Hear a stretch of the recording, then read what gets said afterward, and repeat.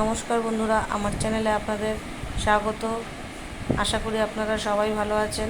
আজ আমি আপনাদের কাছে নিয়ে চলে এসেছি একটি পুরনো আমলের খুবই সুস্বাদু রেসিপি। এই রেসিপিটি বানানোর জন্য আমি নিয়েছি রুই মাছ দেখুন আমি রিং পিস করে নিয়েছি এবং মাছগুলিকে আমি ভালো করে ধুয়ে জল ঝরিয়ে রেখেছিলাম। এবার নুন আর হলুদ মাখিয়ে নিচ্ছি। আমি কিছুক্ষণ রেখে দেবো যাতে নুন হলুদটা মাছের মধ্যে ভালো করে ঢুকে যায়। এবার চলুন দেখে নিই আর কি নিয়েছি। এই রান্নাটা করার জন্য নিয়েছি আমি আলু, সজনে ডাঁটা,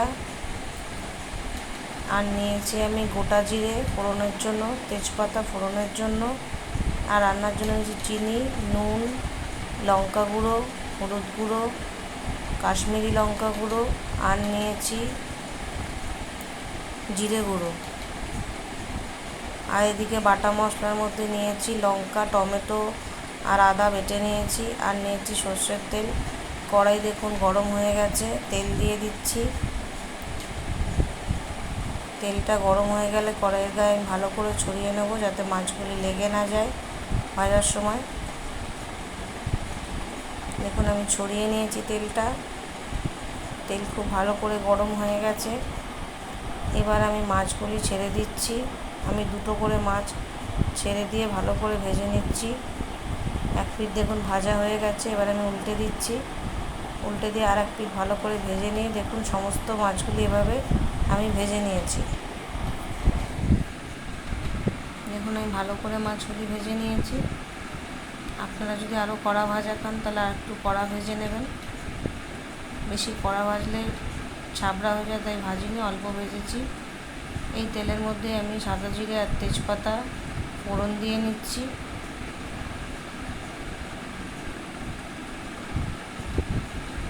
এবারে এর মধ্যে আমি আলু আর সজনে ডাঁটাগুলি সমস্ত ছেড়ে দেবো।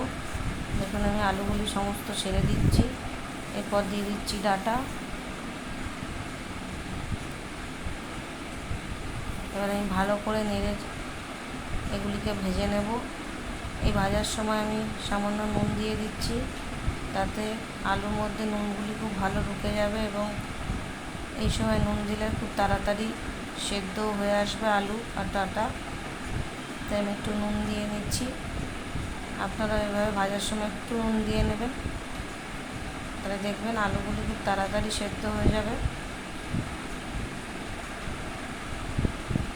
আসলে নুন সেদ্ধ করতে জিনিসকে খুব তাড়াতাড়ি সাহায্য করে, তার জন্য নুন একটু রান্নার প্রথমেই দিয়ে নেবেন, দেখবেন রান্নাটা খুব তাড়াতাড়ি হবে। দেখুন আমি সমস্তগুলি ভালো করে ভেজে নিয়েছি।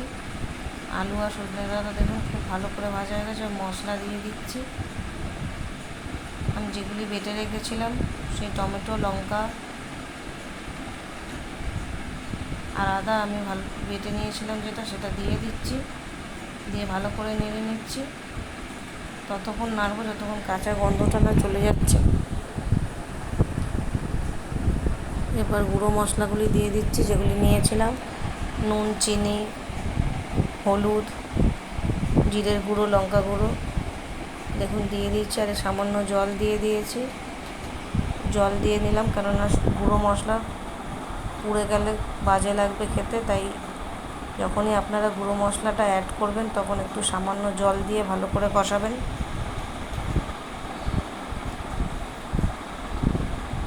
দেখুন আমি ভালো করে নেড়ে চেড়ে ভালো করে কষিয়ে নিচ্ছি। রান্নাটা যতক্ষণ আপনারা ভালো করে কষাবেন তত ভালো খেতে হবে। যতক্ষণ ধরে কষাবেন তত ভালো খেতে হবে। একটু সময় নিয়ে তাই রান্নাটা ভালো করে কষাবেন, দেখবেন খুব ভালো খেতে হবে। দেখুন আমি ভালো করে কষিয়ে নিয়েছি।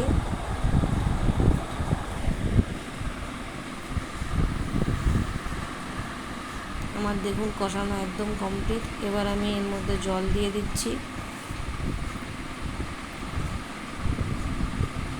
আমি ঝোল বানাবো তাই একটু বেশি করে জল দিয়েছি।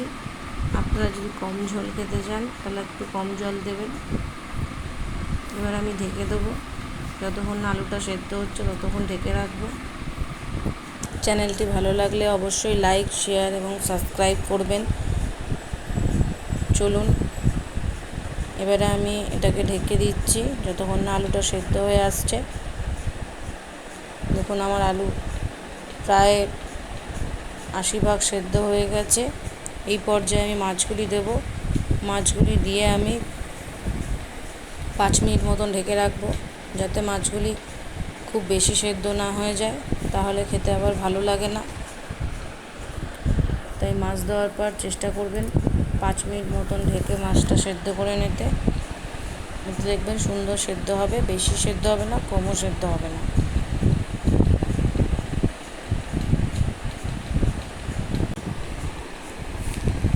দেখুন আমি সব মাছগুলি দিয়ে দিচ্ছি।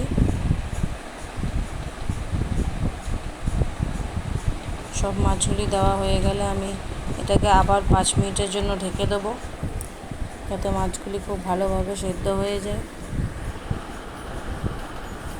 দেখুন আমি সব মাছগুলি দিয়ে দিয়েছি। এবার আমি আবার ঢেকে দেবো, মাছগুলি ভালো করে সিদ্ধ হয়ে যাওয়া অবধি 5 মিনিটের মতন আমি সেদ্ধ করে নেব। দেখুন সেদ্ধ হয়ে গেছে, আমি মাছগুলি নামিয়ে নিয়েছি। আমার রান্নাটি পুরো কমপ্লিট। এবার গরম গরম ভাতের সাথে এটা খুব ভালো লাগবে।